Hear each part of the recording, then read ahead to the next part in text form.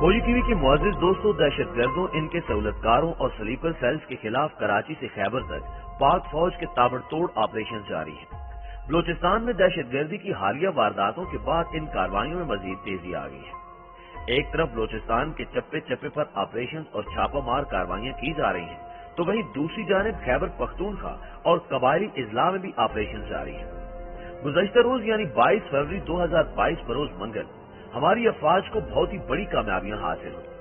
Security اداروں نے intelligence بیس operation کرتے ہوئے دہشت گردوں کو گرفتار کیا، اور یہ دہشت گرد کوئی معمولی امن دشمن نہیں بلکہ انتہائی مطلوب اور خطرناک دہشت گرد ہے۔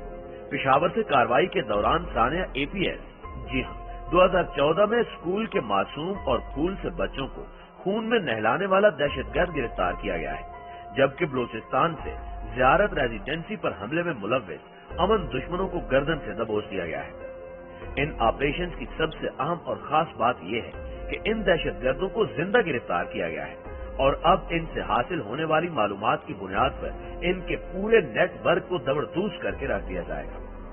ان کے ساتھیوں اور چٹے بچوں کی گرفتاری کے لیے بھی چھاپے جاری ہیں۔ آنے والے 1 سے 2 روز میں اس حوالے سے مزید ہوش ربا اور معلومات بھی سامنے آئیں گی، کیونکہ ان دہشت گردوں نے گرفتاری کے بعد دوران تفتیش سب راز اگل دیا ہے کہ کون انہیں پیغام دیتا تھا، کون ٹارگٹ دیا کرتا تھا، پیسے کہاں سے آتے تھے، اور کون سی غیر ملکی ایجنسی ٹریننگ فراہم کرتی تھی۔ یہ سب ہوش اڑا دینے والی تفصیلات اور جن پردہ نشینوں کے نام ان امن دشمنوں نے بتائے ہیں، انہیں جلد ہی گردن سے دبوچ لیا جائے گا۔ ISI کے مارخوروں کی جانب سے فراہم کی جانے والی خفیہ اطلاع کی بنا پر CTD نے پشاور میں چھاپے مارے اور خطرناک دہشت گرد جان ولی کو گرفتار کر لیا۔ دہشت گرد جان ولی عرف شینا آرمی پبلک اسکول پر 2014 میں کیے جانے والے حملے میں ملوث تھا۔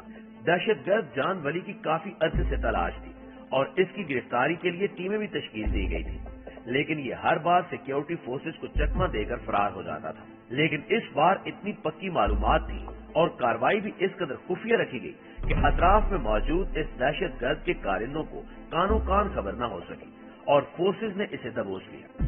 ترجمان CTD کی جانب سے جاری کیے جانے والے بیان میں کہا گیا ہے کہ اس امن دشمن کی گرفتاری کے لیے انٹیلیجنس معلومات کی بنیاد پر ٹیم تشکیل دی گئی، جس میں طول خم اڈے کے قریب کارخانوں مارکیٹ میں چھاپہ مار کارروائی کے دوران اسے گرفتار کیا گیا۔ گرفتار دہشت گرد کو تفتیش کے لیے نامعلوم مقام پر منتقل کر دیا گیا ہے۔ 2014 میں آرمی پبلک اسکول پشاور پر دہشت گردوں کے حملے میں تقریباً 151 طلبہ اور سٹاف ممبران شہید، جبکہ 147 زخمی ہوئے تھے۔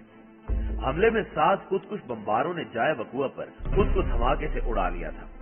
یہی وہ حملہ تھا جس نے پوری قوم کو ہلا کر رکھ دیا تھا۔ اس دل خراش، المناک اور اندورناک سانے کے بعد ملکی سیاسی اور عسکری قیادت سر جوڑ کر بیٹھی۔ نیشنل ایکشن پلان بنایا گیا اور ان امن دشمنوں کے خلاف آپریشن ضرب عضب شروع کیا گیا۔ آپریشن ضرب عضب میں امن دشمنوں کی کمر توڑ کر رکھ دی گئی۔ شمالی اور جنوبی وزیرستان سے کالعدم TTP کا صفایا کیا گیا، اور پھر بچے کچھ دہشت گردوں کی اینٹ سے اینٹ بچانے، شہروں میں موجود ان کے سہولتکاروں اور معاملت کرنے والوں کو کیف کردار تک پہنچانے کے لیے پاک فوج نے آپریشن رد الفساد شروع کیا۔ اب جب آپریشن رد الفساد کا ذکر ہوا ہے تو آپ کو بتاتے چلیں کہ آج آپریشن رد الفساد کو بھی 5 سال پورے ہو چکے ہیں۔ آگے بڑھنے سے پہلے کچھ بات اس آپریشن کے بارے میں کرتے ہیں۔ ناظرین گرامی، رد الفساد کے تحت ملک کے طول و عرض میں دہشت گردوں اور سہولتکاروں کے خلاف کامیاب آپریشن کیے گئے۔ قوم نے سیکیورٹی فورسز کے ساتھ مل کر پاکستان کی تصویر میں امن کے رنگ بھر دیے۔ ضم شدہ قبائلی علاقوں سے گوادر تک ترقی کے نئے دور کا آغاز ہو گیا۔ 22 فروری 2017 کو شروع ہونے والے آپریشن رد الفساد کے تحت دہشت گرد تنظیموں کے مکمل خاتمے کے لیے بے شمار اقدامات کیے گئے۔ زمینی آپریشن کے ذریعے نہ صرف دہشت گردوں کے زیر اثر علاقوں کو کلیئر کرایا گیا، بلکہ وہاں سماجی اور معاشی بہتری کے منصوبے بھی مکمل کیے گئے۔ 2017 سے اب تک FC کے 67 نئے ونگز قائم ہوئے، جبکہ سیکیورٹی فورسز نے ملک بھر میں 40,000 سے زائد پولیس جوانوں اور 22,000 کے قریب لیوی اور خاصہ دار اہلکاروں کو تربیت دی۔ انتہا پسندی اور نفرت انگیز مواد کے خلاف بھی مؤثر اقدامات کیے گئے۔ آپریشن رد الفساد کی سب سے بڑی کامیابی بارڈر مینجمنٹ ہے۔ اس کے تحت پاک افغان سرحد پر फेंसिंग यानी बाड़ लगाने का काम 95%, जबकि पाक ईरान बॉर्डर पर 78% मुकम्मल हो चुका है। बाड़ लगाने के दौरान मुतद्दिद जवानों ने जामे शहादत भी नोश किया, लेकिन पाक फौज ने वाज़ेह तौर पर बता दिया कि ये अमन की बाढ़ है और इसे हर सूरत मुकम्मल किया जाएगा। सिर्फ यही नहीं, बल्कि 669 किले, चेक पोस्ट और बॉर्डर टर्मिनल्स भी तामीर किए गए हैं। इस ऑपरेशन के तहत कबायली इजलास से दहशतगर्दों का कला कमा करने के बाद 74 मुरब्बा किलोमीटर इलाके से 60,000 से ज्यादा बारूदी सुरंगें नाकारा बनाकर इसे क्लियर किया गया। ऑपरेशन दुआतोई शुमाली वजीरिस्तान और खैबर ऑपरेशन के तहत पाक अफगान बॉर्डर पर मुकम्मल रियासती रेत बहाल की गई और TDPs की बाइज्जत और बाहिफाजत घरों की वापसी भी यकीनी बनाएगी। मिलिट्री कोर्ट्स के तहत दहशतगर्दों के मुकदमात की तेजी से समाअत हुई और 78 से ज्यादा दहशतगर्द तंजीमों और सरकर्दा दहशतगर्दों के खिलाफ कार्रवाई की गई। इस दौरान 1200 से ज्यादा शिद्दत पसंदों को भी कौमी धारे में वापस लाया गया। ऑपरेशन रद्दुल फसाद का अहम जुज़ CPEC मंसूबों की सिक्योरिटी थी, जिसमें मुकम्मल कामयाबी हासिल हुई और दुश्मन इंटेलिजेंस एजेंसी की तरफ से पाकिस्तान मुखालिफ साजिशों को बेनकाब किया गया। रद्दुल फसाद से रोशनियों के शहर से अंधेरे दूर करने की काफी हद तक कोशिश की गई। वो शहर कायद जहां रोजाना 30 से 40 लाशें गिरती थी, वहां कत्लो गारत का खूनी खेल काफी हद तक बंद हो गया। जराइम की आलमी दर्जाबंदी में कराची छठे से 124वें नंबर पर आ गया। सिक्योरिटी इदारों ने छठी मर्दमशुमारी के साथ बलोचिस्तान और खैबर पख्तूनख्वा में पोलियो मुहिम के लिए भी हर मुमकिन सिक्योरिटी फराहम की। पाक फौज ने मुल्क में बैनुल अक़वामी खेलों की बहाली के साथ साथ PSL का इनेकाद भी यकीनी बनाया, जिसमें गैर मुल्की खिलाड़ियों ने फूल प्रूफ सिक्योरिटी को सराहा। सिक्योरिटी फोर्सेज ने शुमाली इलाका जात के साथ मुल्क में मजहबी सियाहत के फरोग में भी नुमाया किरदार अदा किया।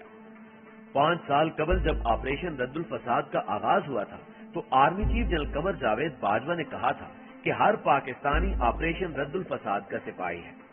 कौम ने सिपा सालार की काल पर लब्बैक कहा और सिक्योरिटी फोर्सेज के शाना बशाना खड़े होकर पाकिस्तान की तस्वीर में अमन के रंग भर दिए।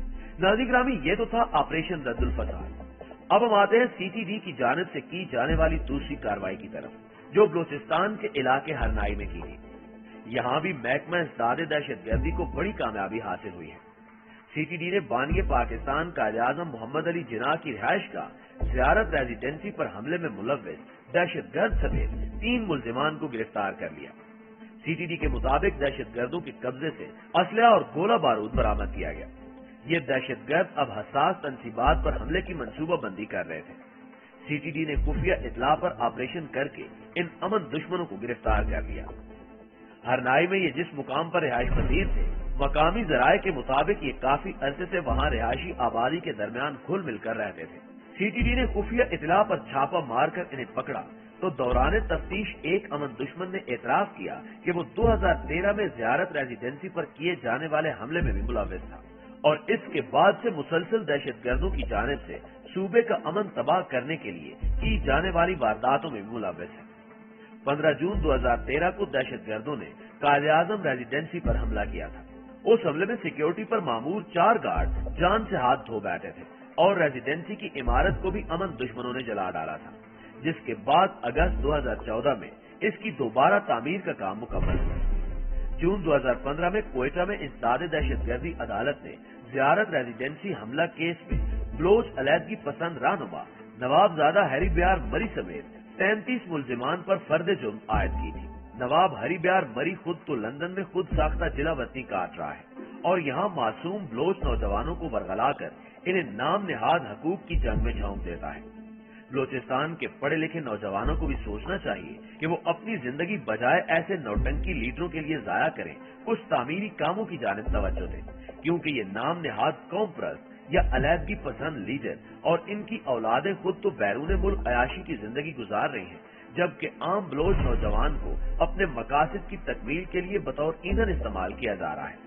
लेकिन बहुत जल्द वो वक्त आने वाला है जब न सिर्फ मुल्क में मौजूद दहशतगर्द बल्कि बाहर बैठे इनके आका और सहूलतकारों को भी कैफे किरदार तक पहुंचा दिया जाएगा, इंशाअल्लाह ताला।